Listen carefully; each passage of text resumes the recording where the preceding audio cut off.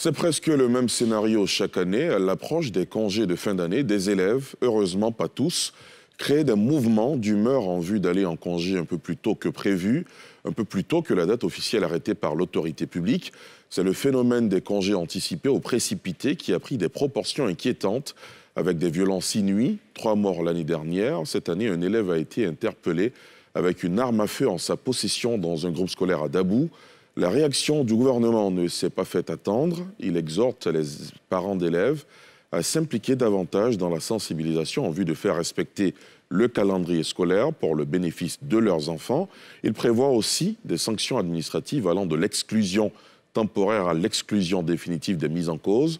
Ce soir, nous essaierons de comprendre ce phénomène, surtout entendre l'analyse et les propositions de notre invité, Dr Eddy Brice Niapia, enseignant-chercheur, entrepreneur, crisologue, entendez spécialiste de la gestion des crises, par ailleurs, écrivain également. Dr Eddy Brice Niapia, bonsoir.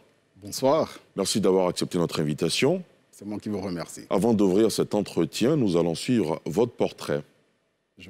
Ce soir, l'émission Sans réserve reçoit Dr Niapia Eddy. Enseignant à l'Institut national Félix Houphouët-Boigny de Yamoussoukro, il est l'auteur de plusieurs articles, publications et œuvres sur l'école ivoirienne, dans le système éducatif Que mérite la Côte d'Ivoire, paru en 2019. Entrepreneur et business coach, il est expert en conduite du changement, consultant formateur en crisologie. Au plan académique, Dr Niapia Eddy est titulaire d'un doctorat en anglais à l'université de Cocody.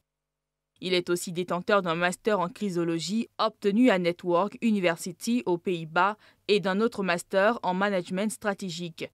Il a acquis son expérience à travers plusieurs cabinets de formation et organisations internationales. L'expert n'est pas indifférent à l'école ivoirienne secouée depuis plusieurs années par le phénomène des congés anticipés. Un acte d'incivisme suivi par moments de vandalisme. Plusieurs lycées et collèges des villes de l'intérieur en paient déjà le prix. Quelles sont les recettes de Dr Niapia Eddy pour arriver à bout de ce phénomène? Quelle part de responsabilité des élèves enseignants, parents d'élèves et pouvoirs publics? Autant d'interrogations qui trouveront à n'en point douter des réponses dans ce numéro de Sans réserve. Dr Eddy Brice Niapia, dans ce torrent de mauvaises pratiques, il y a au moins une bonne nouvelle. Le gouvernement nous fait savoir que la tendance de ces violences est baissière cette année, alors qu'ils avaient touché 27 départements sur 111 à leur début, les années antérieures. Cette année, ont été signalées seulement dans 9 départements sur 111. Ces violences ont été signalées dans 9 départements sur 111. C'est plutôt une bonne nouvelle? C'est une nouvelle. Mais ce n'est pas une bonne nouvelle. C'est une bonne nouvelle parce que quand même... oui, mais cette année... les choses ont baissé légèrement. Oui, mais cette année, il y a eu mort d'hommes. Mort d'élèves. Ce qui est plus grave, c'est-à-dire qu'il ne doit même pas avoir un blessé. On est bien d'accord. Voilà. On est bien d'accord. Alors, première analyse, comment on peut comprendre ce phénomène? OK, il faut situer le système éducatif dans un contexte. La Côte d'Ivoire a subi plusieurs crises. Et lorsqu'un pays entre ou sort de crise, il y a ce qu'on appelle le syndrome de l'accomplissement. Lorsqu'un soldat revient du front, il a forcément participé à des combats, donc il y a des souvenirs de combats qui restent dans sa mémoire. Donc quand il revient du front, il faut l'écouter, de sorte à déconstruire le comportement de violence dans son comportement pour ne pas qu'il le transfère dans la sphère sociale ou familiale. Donc il faut l'écouter. Activement ou passivement, ceux qui ont 18 ans aujourd'hui, qui ont 10 ans aujourd'hui, ont subi la crise, même s'ils n'étaient pas au front. Et ça, ce n'est pas perceptible, mais vous allez le voir dans les comportements. Je vais vous donner un exemple. En 2008, nous étions en mission à Bouaké, et lorsque nous rentrions ensuite à Abidjan, il y a un petit qui est en train de tirer, et qui a dit, ceux-là, ils s'en vont en Côte d'Ivoire.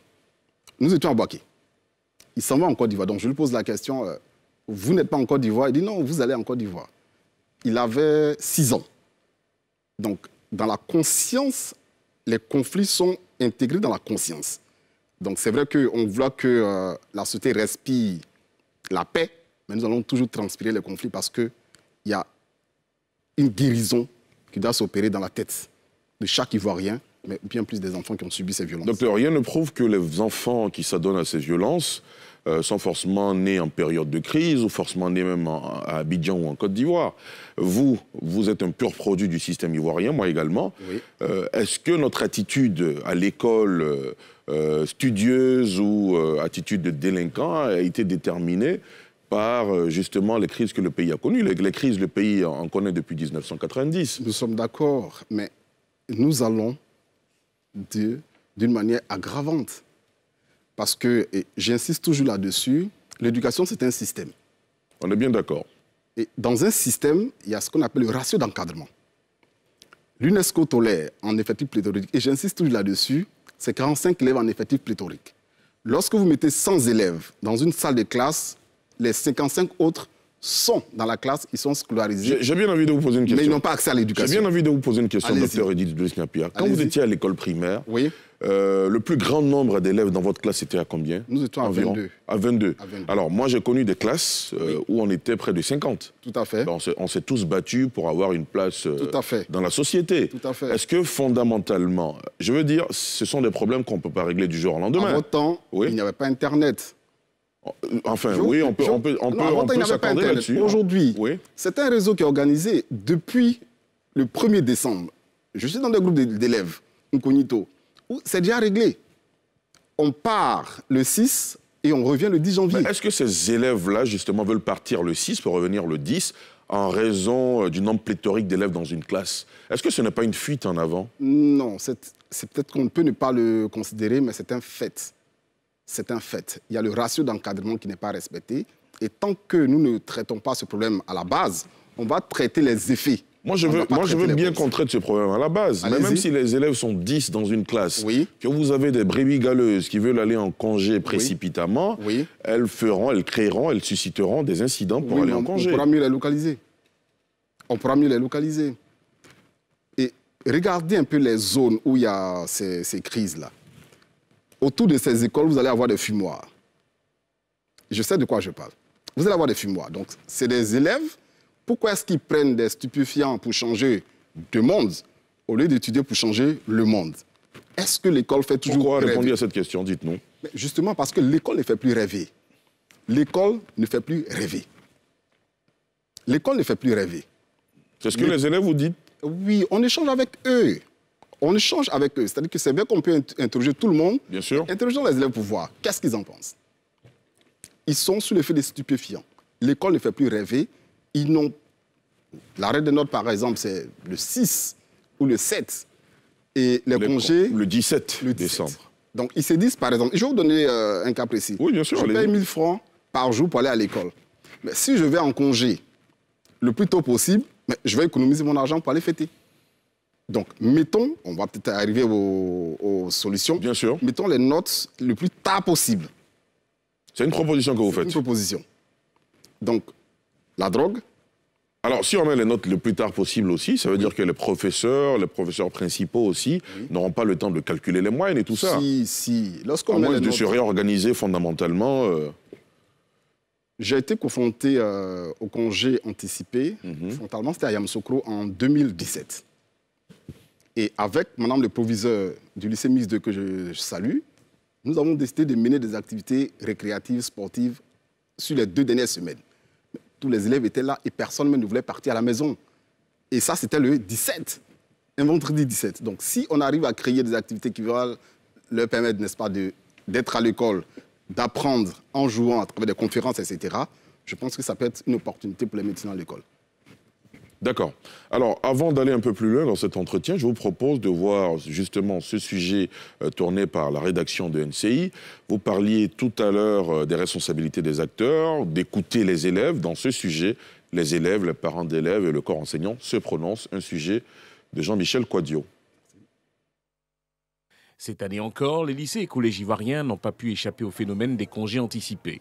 Si Abidjan contient bien ses élèves jusque-là, ce n'est pas le cas de l'intérieur du pays où la situation est hors de contrôle dans les villes telles que Vavois, Dabou, Soubré et bien d'autres encore. Des élèves délogent leurs camarades de salle de classe pour qu'ils s'offrent des congés avant la date indiquée, des mouvements souvent accompagnés de vandalisme. Le phénomène dure depuis plusieurs années et peine à trouver une solution durable, mettant devant leurs responsabilités pouvoirs publics, parents d'élèves et tout le système éducatif. Chaque fois que les congés sont anticipés, on n'arrive pas à terminer le programme. Ce n'est pas bon pour les enseignants et puis pour ceux qui sont en classe d'examen aussi, ça les défavorise.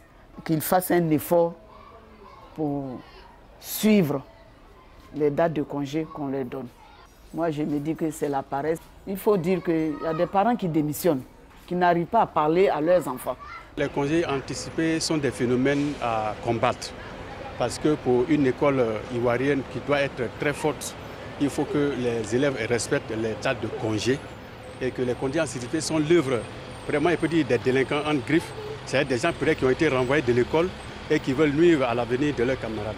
Il faudrait que dans chaque grande ville, dans chaque grande région, on mobilise les militaires autour des écoles. Souvent, c'est des élèves même qui ne vont même pas à l'école, qui portent des habits d'école et qui font ce genre de trucs-là. Chaque parent dit aux enfants d'aller à l'école, en fait.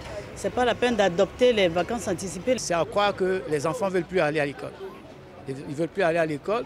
Et je ne sais pas si c'est dû au phénomène de la fessille ou d'autres choses, mais il faut qu'on y voie, sérieusement. Au lycée moderne de Trècheville, une tournée de sensibilisation initiée par le proviseur a débuté depuis lundi. À quelques jours de la date des congés de fin d'année, le corps enseignant est en alerte. Nous sommes en période terminale, je pense que ce n'est pas normal en fait. Donc je pense qu'on doit dire non pour les congés anticipés. Je souhaiterais que tous les élèves de chaque établissement puissent rester à l'école jusqu'au 17 pour les congés. Il y a 3 semaines, de notre bureau ici, on a entendu quelques pétards, mais tout de suite, on a eu à tenir des réunions sectorielles. Une réunion avec le conseil scolaire dans ce même cadre. Et depuis lors, on n'a plus rien entendu. Le gouvernement, au cours du Conseil des ministres de ce mercredi, a durci le ton et met en garde les meneurs de ces troubles dans l'école ivoirienne. Des consignes ont été données pour que des sanctions administratives soient prises, allant de l'exclusion temporaire à l'exclusion définitive en cas de récidive. Mais ça, c'est pour les sanctions administratives. Il pourrait s'en suivre donc des sanctions judiciaires, puisque certains troubleurs, certains manifestants ont été interpellés et en cela, le ministère de la Justice a reçu des consignes afin que la fermeté la plus absolue soit appliquée.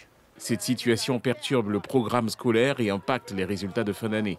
Après le phénomène du boron d'enjaillement qui a pris fin en 2011, les congés anticipés sont le nouveau casse-tête pour les autorités ivoiriennes. Notons que les congés de Noël et de Nouvel An sont prévus du vendredi 17 décembre au dimanche 2 janvier 2022 inclus. Docteur Eddy Brignapie, après avoir suivi ce sujet, si on devait tracer les responsabilités de chaque acteur dans ce phénomène, ce serait quoi la responsabilité des élèves? Est-ce que vous ne les dédouanez pas quand vous dites, par exemple, que les conditions ne sont pas réunies pour leur apprentissage? Lorsqu'on dit que les conditions ne sont pas réunies pour leur apprentissage, ça c'est la responsabilité de l'État et des parents. D'accord, on y viendra. La responsabilité des élèves. Mais au niveau des élèves, il faut être franc. Lorsque vous prenez un citoyen, et j'aime à le dire, qui est dans l'enceinte d'une école avec des fournitures scolaires, c'est un élève. Lorsque vous prenez un citoyen dans l'enceinte d'une école avec une arme blanche, c'est un brigand, il faut le traiter comme tel. Et je n'aime pas trop le thème de congé anticipé. Ils n'ont pas un droit. C'est un devoir. Donc c'est plutôt des congés précipités, dans le désordre et dans la violence. Donc ça fait beau de dire congé anticipé, mais ils n'ont pas ce droit-là. Il y a une date, il y a un canton horaire à respecter, ils doivent le respecter. Il faut que nous apprenions à nos enfants le permis et le défendu. Il faut que nous soyons très fermes là-dessus, parce qu'on risque de perdre le contrôle sur nos enfants. Là, vous touchez du doigt la responsabilité des parents. Non. Pourquoi? À Dembokro, l'année dernière, malheureusement, il y a une fillette qui a été tuée par balle. Donc, si je sais par exemple qu'il y a des troubles en ville, ma première réaction, c'est de mettre mes enfants à l'abri. Je ne le ferai pas. Mais il est possible, en infiltrant ces réseaux, d'anticiper ces congés anticipés, parce qu'on connaît un peu le mode opératoire. Regardez très bien, à Vavois, j'ai des captures d'écran. Allô, Yamoussoukro, c'est comment? Vavois, nous on est prêts. Et il y a un qui répond. À Yamoussoukro, nous avons pris conscience. Il n'y aura aucun congé anticipé à Yamoussoukro. J'ai les captures d'écran. Donc ça dit qu'à Yamoussoukro, déjà, il y a un mur infranchissable par la violence où les étudiants et les élèves ont pris conscience. Il faut les amener à prendre conscience. Ce sont des élèves, on peut dire qu'ils sont des mineurs, mais il faut les mettre face à leurs responsabilités. Comment? Souplesse dans la... En début d'année, par exemple, j'avais dit que chaque élève doit signer dans ce qu'on appelle un contrat. Si je me mets en congé anticipé, en congé précipité avant la date, j'autorise l'administration à me renvoyer. Donc, vous préconisez la signature de contrat avec tous les élèves de la Côte d'Ivoire? Oui. Et c'est possible de le faire. Que ce soit au public ou au privé? Au public ou au privé. Parce qu'à un moment donné, tant qu'on ne va pas responsabiliser les citoyens, ils sont d'abord des citoyens, Et tant qu'on va les déresponsabiliser, ils ne pourront pas assumer. Il faut qu'ils assument. Très bien. Il faut qu'ils assument. Absolument. La responsabilité des parents, ici. Ah oui, il faut dire qu'aujourd'hui, certains parents n'ont plus le temps de s'occuper de l'éducation. J'insiste là-dessus, ils n'ont plus le temps. Occupés à chercher de quoi vivre, à suivre, donc ils n'ont plus le temps. Mais ici, il faut s'impliquer dans la vie scolaire de leurs enfants. Allez voir dans les salles de classe, j'insiste là-dessus. Il y a des salles de classe aujourd'hui, quand vous y allez, je ne pense pas qu'on puisse faire des cours normaux dans ces endroits-là. Il faut aller voir. Il faut aller voir parce que l'éducation, c'est un investissement. Et si nous investissons dans un enfant à perte, c'est nous qui serons les perdants demain. Évidemment. Donc c'est un investissement qu'il faut surveiller. Très bien. Le corps enseignant. Le parent se dit, je dépose mon enfant à l'école, il est pris en charge par un système bien ficelé, bien huilé, donc il n'y a pas de raison de s'inquiéter. En ce moment-là, la responsabilité des enseignants qui prennent le relais sur la prise en charge de l'enfant est totalement engagée, on est bien d'accord. Tout à fait. L'enseignant est un fonctionnaire qui fait son travail pour être payé. Et j'insiste là-dessus, le ratio toléré en effectif pléthorique par l'UNESCO pour qu'un enseignement soit efficace, c'est 40 élèves maximum par enseignant. Docteur Eddy Brice, on est en Afrique de l'Ouest, on est en Côte d'Ivoire. C'est ce qui est dangereux. Non, je suis bien d'accord avec vous. Hein. Moi, je partage votre constat. Non, vous ne le partagez pas. Ce que je veux vous dire, c'est que quand vous parlez du meilleur des mondes, là, moi, je vous parle des réalités. Mais nous sommes dans le réel. Oui, bien sûr, mais on n'est pas aux chiffres que vous évoquez. Allez-y. La Chine a 1,4 milliard d'habitants. On est bien d'accord. En Chine, le ratio, c'est 1 pour 25. La Chine est aujourd'hui le meilleur système éducatif du monde, selon le classement PISA. La Côte d'Ivoire investit 1614 milliards dans l'éducation. 1614 milliards. Près du tiers de notre budget. Et je sais que si le ratio est mené, on peut avoir 40 élèves par classe. Je l'ai déjà démontré. Ce n'est pas un déficit des ressources financières, c'est un déficit de gestion des ressources financières. Les COGES par an, c'est 25 milliards qui sont mobilisés par les parents. 25 milliards. Vous les prenez ici les 2 dernières années, nous sommes à 250 milliards. Combien coûte un tabac? Combien coûte une salle de classe? Et j'ai pris l'exemple du lycée de Mans. Vous pouvez aller voir, il y a encore un déficit de table blanc. Or, c'est 280 millions de francs CFA que les parents mobilisent par an. Il faut une traçabilité de tous ces montants. On est en Côte d'Ivoire. La Côte d'Ivoire n'est pas un pays pauvre. Tant qu'on va le penser que nous sommes un pays pauvre, on va se laisser appauvrir et on va tolérer la médiocrité, mais il va falloir assumer. Donc je suis intransigeant là-dessus. On peut atteindre 40 élèves maximum par classe. Et c'est possible. Immédiatement? Pas immédiatement. Il y aura des efforts à faire. Je prends un exemple très simple. Allez-y. C'est vrai qu'on dit que l'école est gratuite, mais c'est faux. L'école peut pas être gratuite, c'est pas possible. Mettons les choses sur la table et disons-nous par exemple que si on veut relever par exemple le taux d'inscription à 50 000 francs par an pour avoir un ratio tolérable, pour qu'on puisse mieux encadrer les enfants, je sais que les parents sont prêts à le faire. Les parents sont prêts à le faire. Après le bac, les Ivoiriens dépensent près de 1500 milliards par an pour que les enfants étudient en Europe. Donc ils ont l'argent. Ils peuvent bien investir ici. Regardons la réalité en face et arrêtons les faux fiants. En Afrique, l'Afrique n'est pas une malédiction et on peut... La preuve, le slogan, c'est quoi? Tous engagés pour un enseignement de qualité. C'est cela. La qualité, il y a des normes. Pas la quantité, mais la qualité, c'est écrit, on doit le respecter. La responsabilité des responsables d'établissement. Ils font leur part. Beaucoup d'Ivoiriens estiment qu'ils laissent faire. Je ne pense pas. Des directeurs d'établissement, des proviseurs... Non, je ne pense pas. Vous allez voir qu'il y a des brebis galeuses dans les écoles. Et à l'approche des congés, vous pouvez le vérifier, ils vont appeler leurs amis qui sont à l'extérieur pour venir siffler. Et souvent, dans ceux qui créent ces troubles-là, vous allez voir des mécaniciens, des couturiers, des corps de métier qui n'ont rien à voir avec l'éducation, juste pour venir voler, pour venir piller. C'est leur traite. Donc, comment faire en sorte que ces corps de métier qui n'ont rien à voir avec l'éducation puissent se tenir hors de l'école? Parce que si on veut trouver des coupables, on ne s'en sortira jamais. Il faut situer les responsabilités et regarder la situation en face. D'accord. Alors, on termine avec la responsabilité des régulateurs sociaux. Beaucoup d'Ivoiriens se demandent, mais on a la police, on a les forces de gendarmerie. Comment on n'arrive pas à maintenir l'ordre dans ces quartiers? Pas plus tard que la semaine dernière, des jeunes élèves se sont permis de créer des violences dans un quartier, ont volé dans des boutiques, exactement ce que vous étiez en train d'indiquer. À ce moment-là, pourquoi nos commissariats, nos forces de sécurité n'interviennent pas? Non, ils interviennent. Ils interviennent. Je vais vous donner l'exemple juste pour Yamoussoukro, pour qu'on puisse se comprendre. À Yamoussoukro, en 2018, avec l'accord du préfet, de madame le préfet de police, des commissaires, etc., c'est juste un paquet de rames. Et j'ai vu dans l'élément filmé que c'est la FESI qui le fait. C'est faux. Non, c'est pas. C'était le point de vue. Oui, c'est un point de vue, mais c'est partagé. Oui, pas beaucoup de personnes. C'est une opinion qui est partagée. Mais à Yamoussoukro, c'est bel et bien les étudiants de la FESI. Je souhaiterais saluer le coordinateur Hugo Chavez. Nous avons juste pris des paquets de rames. La FESI dit non au congé anticipé et on a fait distribuer ça par les élèves. Ils ont fait des selfies, ils ont posté sur les pages.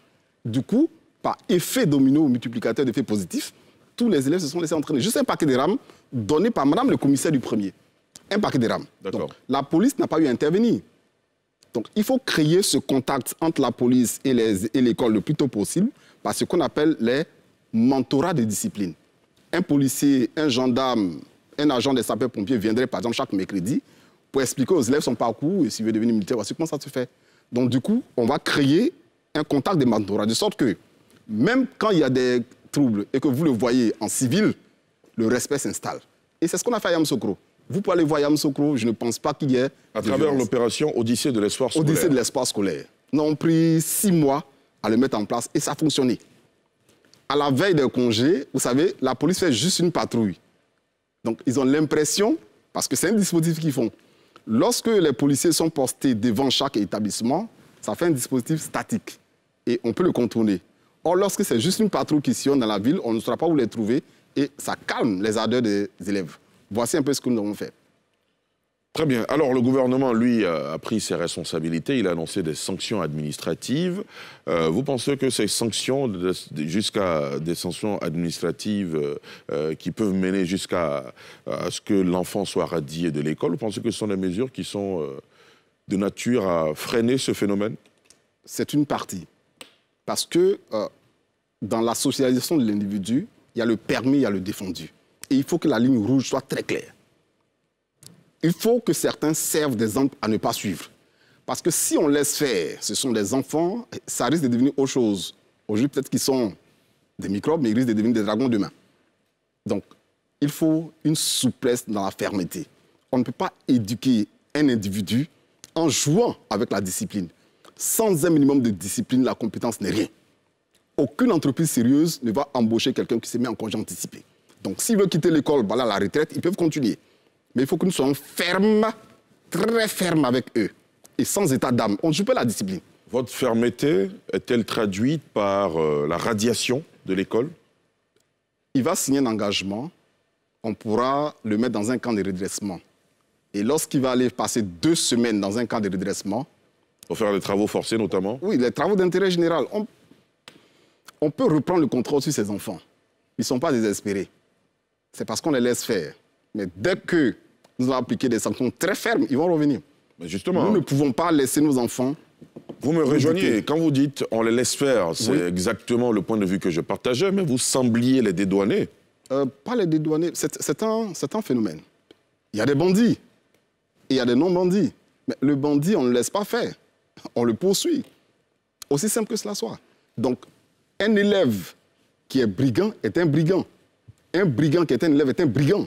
Donc, celui qui s'en donne à brigand, on le traite comme tel. Et on en assume. On ne peut pas faire d'omelette sans casser des œufs.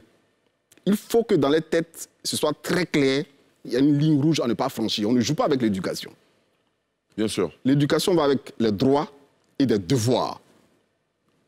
80% de devoirs et 20% de droits. Et vous allez voir qu'ils vont se redresser. Très bien.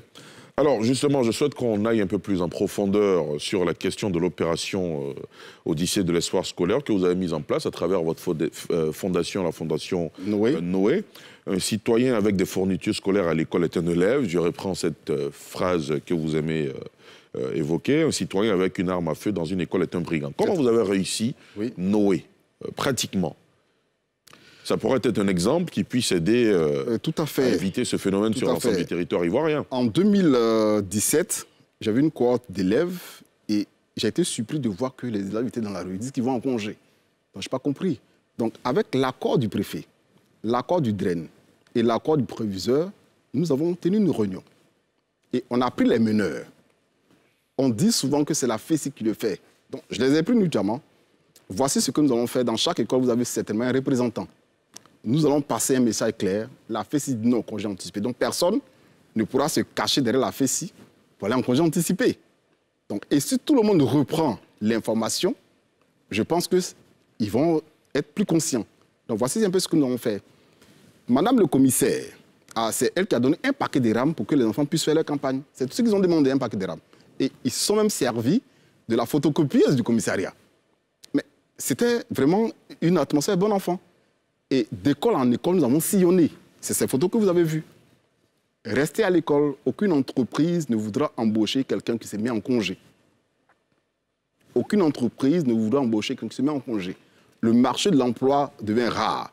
Vous ne pourrez jamais capitaliser les congés anticipés dans votre CV. Ce n'est pas possible. Donc vous risquez de quitter l'école par la retraite si vous continuez. Voici des jeux. Nous avons organisé un concours d'entrepreneuriat à Yamoussoukro.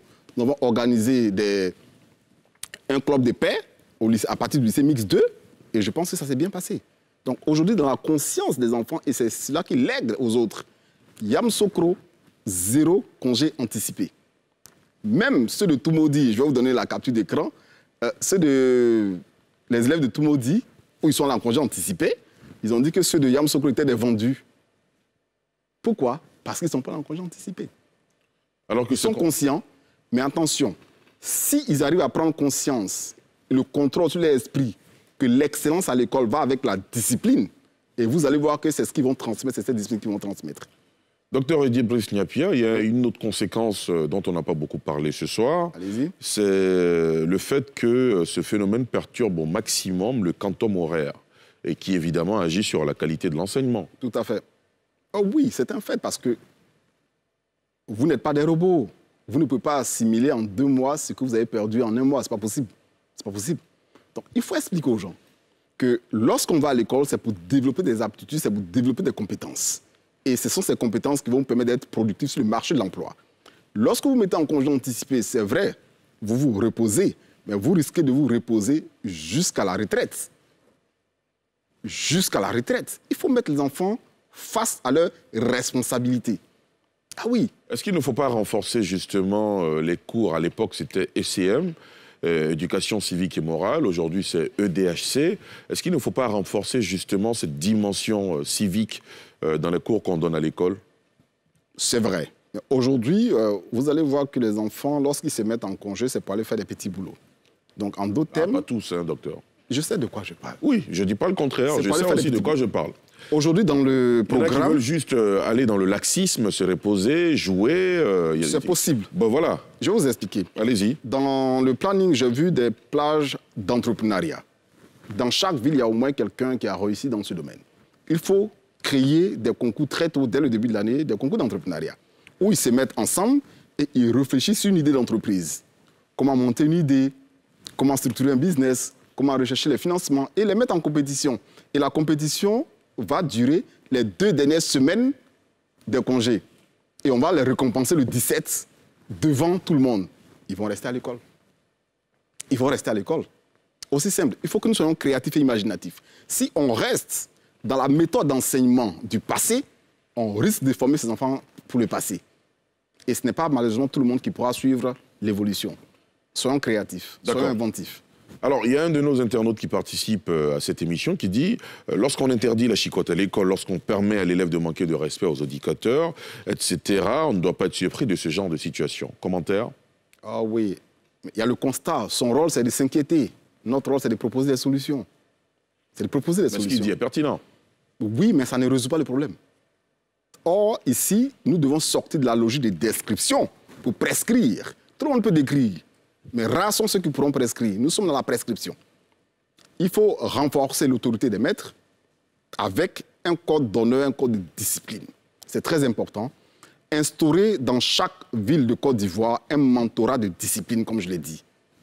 Les enfants ont besoin d'être écoutés. Nous avons plein de docteurs psychologues qui sont là. À chaque DREN, à chaque IEP, il faut associer un psychologue qui va écouter les enfants. C'est important. Souvent, ils vivent des traumatismes qui ne sont pas expliqués. J'en écoute certains et si je ne l'avais pas écouté, il n'allait pas changer de vision. Si je ne l'avais pas écouté, il n'allait pas changer de vision. La fonction des psychologues, la fonction des sociologues doit monter en puissance en Côte d'Ivoire parce que nous avons subi une crise. Et il y a ce qu'on appelle le syndrome de l'accomplissement. On risque de s'étonner si on minimise les effets de la crise sur la capacité de l'individu à se socialiser. C'est un impact. Alors, je le dis à l'entame de cette émission, vous êtes par ailleurs écrivain et votre dernier livre en date, c'est le système éducatif que la Côte d'Ivoire mérite, qui est disponible en librairie. Si vous devriez résumer les solutions que vous proposez dans ce livre en 2 phrases, ce seraient lesquelles? Le respect des normes, l'anticipation budgétaire, respect des normes, anticipation budgétaire, le référentiel de compétences et surtout les métiers de demain. Ça fait hermétique tout ça. Oui, dans un langage beaucoup plus accessible, ça donnerait quoi?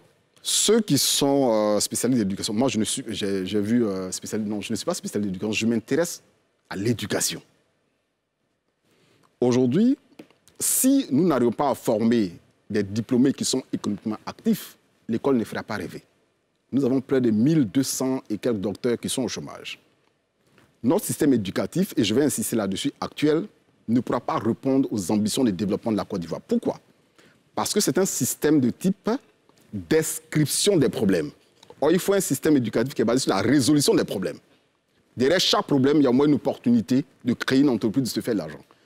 Si un docteur en économie du développement est au chômage, c'est qu'il y a quelque chose qui manque à sa formation. On va juste former des chômeurs, demandeurs d'emploi. Or, il faut former des créateurs d'emplois. Lorsqu'on verra beaucoup d'élèves, beaucoup d'étudiants, beaucoup de diplômés créateurs d'emplois, l'école va commencer à faire rêver. Alors, vous dites également une crise majeure de l'emploi est à prévoir en 2021. Nous y sommes déjà. Quels sont les éléments fondamentaux qui vous permettent de faire cette analyse? OK. J'ai un peu lu Einstein. Vous voyez, lorsqu'une fusée doit décoller, il y a une trajectoire qu'on calcule. Bien sûr.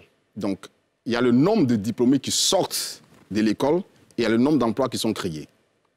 Chaque année, on a 75 000 diplômés qui sortent du système éducatif ivoirien pour 13 000 emplois disponibles dans l'économie formelle, c'est-à-dire notamment le concours de la fonction publique. Ça fait un déficit de 62 000 emplois à créer chaque année. Chaque année. Donc aujourd'hui, si on a près de 3 000 docteurs qui sont au chômage, les docteurs marchent, vous avez vu l'élément. Bien sûr. C'est une crise. Depuis qu'un docteur a marché pour avoir de l'emploi, un docteur, ça doit créer de l'emploi. Mais c'est parce que justement, sa compétence n'est pas achevée, sa formation n'est pas achevée. Et nous sommes dans ce qu'on appelle l'incompétence apprise. C'est-à-dire qu'il sait des choses, mais il ne peut pas le faire. Donc il ne peut pas créer, il ne peut pas produire. Il ne peut pas pratiquer ce qu'il a appris. Il n'a jamais pratiqué. Un docteur en économie de développement qui est au chômage, il y a un souci. Donc il faut moins de théorie et plus de pratique. Moins de théorie et plus de pratique. Sortons des amphis et appliquons les connaissances sur le terrain pour effectivement développer et créer de la richesse. C'est ce que j'ai appelé la volonté de puissance. D'accord. Docteur Eddy-Brice Niapia, vous allez à présent répondre aux questions de nos internautes. Ce sera juste après ceci. Je vous en prie.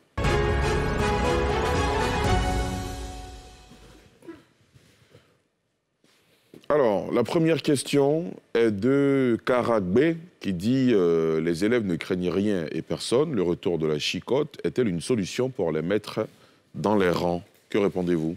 Non, pas besoin de chicotte de mettre quelqu'un dans les rangs. Il y a le bâton, il y a la carotte. Aujourd'hui, vous allez voir que chaque année, à la même époque, avant notre intervention, il y avait un affrontement entre la FECI et la police. Depuis le 16 août 2016, où nous avons commencé à travailler avec la FECI, chaque année, à la même époque, c'est des matchs de football. On n'a pas eu besoin de... Travaillons sur l'intellect. Travaillons sur le mind, travaillons sur l'esprit. Éduquer, c'est transformer l'esprit, non déformer l'esprit. La chicotte est un aveu. La chicotte est un aveu d'éducation. La chicotte est un échec de l'éducation. C'est vrai qu'on nous a chicotés, mais ce n'est pas ce qui nous a fait travailler à l'école. Enfin, c'est relatif, hein, docteur. Ouais. Alors, on poursuit avec les questions de nos internautes. Cette fois, elles nous viennent de Guindo Aboussei qui dit « Le gouvernement est-il impuissant face à ce phénomène ?» Le gouvernement, c'est nous tous. L'État, c'est nous tous. J'ai dit que chaque citoyen est un décideur qui s'ignore. Nous avons agi sur le terrain à Yamoussoukro.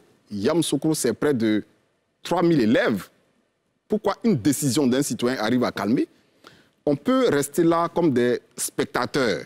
Un tel est impuissant, mais ça ne va pas régler le problème. D'un côté, il y a un groupe qui s'est plaint, c'est normal. Mais d'un autre côté, il faut y ait des acteurs qui arrivent à résoudre les problèmes qui se posent dans la société. Notre volonté d'indépendance doit s'accompagner à notre capacité de résoudre les problèmes qui se posent à nous. Au lieu de chaque fois d'écrire. Qu'est-ce qu'il fait? Chaque citoyen est un décideur qui s'ignore. Très bien, on poursuit avec les questions de nos internautes qui ont été nombreux à réagir. Quelles sont les causes profondes des congés anticipés? Ndri Herman Kofi. On en a parlé tout le long de cette émission. Crise, manque de vie. D'abord, la Côte d'Ivoire a subi une crise, ça a des effets. Les effectifs pléthoriques, l'école ne fait plus rêver. L'absence d'autorité, les enfants ne sentent plus la discipline. Et j'insiste là-dessus. Les écoles où il y a la discipline, vous ne pourrez jamais voir des congés anticipés. Donc, il faut reprendre le contrôle sur la discipline de nos enfants. Très bien. Alors, on poursuit avec les questions de nos internautes. Anderson Conan, ne doit-on pas inclure une leçon sur le respect du calendrier scolaire dans les cours de DHC? Le respect du calendrier scolaire est la conséquence.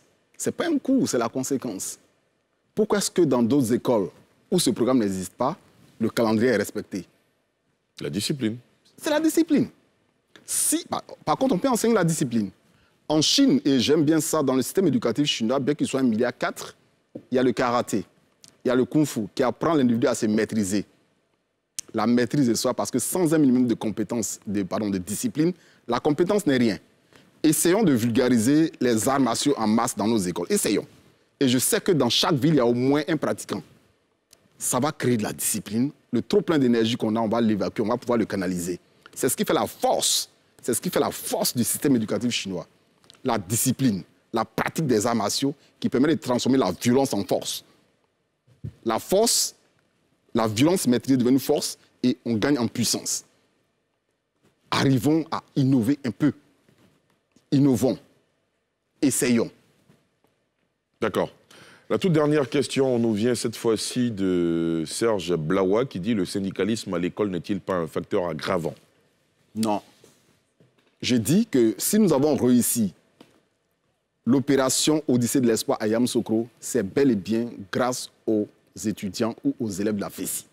Pourquoi? Ils sont très organisés et structurés. Alors, je suis très heureux de vous l'entendre dire aujourd'hui. Oui. Est-ce que vous partagez l'avis selon lequel, par le passé, la FESI s'était rendue coupable aussi de ces faits-là, en les aggravant parfois?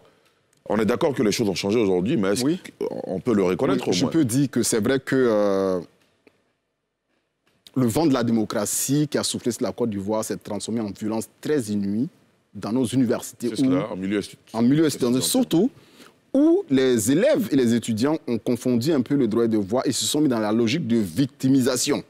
Lorsqu'on se victimise, on attend une réparation. Et lorsqu'il n'y a pas de réparation, on devient violent. Et je leur ai dit non, vous n'êtes pas une génération sacrifiée. Ça, c'est la voie passive. Vous êtes une génération qui doit se sacrifier. C'est la voie active. C'est-à-dire quoi? Utiliser la souffrance et la violence comme un investissement pour surmonter les obstacles et faire plaisir à nos parents et être des modèles de la société. C'est le langage que j'ai toujours tenu. Et je tenais à remercier l'ancien Assis Fulgence Assis qui, en 10 minutes d'entretien, a compris le concept. Et de conférence en conférence, de formation en formation, aujourd'hui, vous voyez que les choses sont en train de changer. On voit les étudiants de la FESI rire avec le gouvernement, rire avec les autorités, rire avec les ambassadeurs. Donc, c'est possible. Il faut y croire.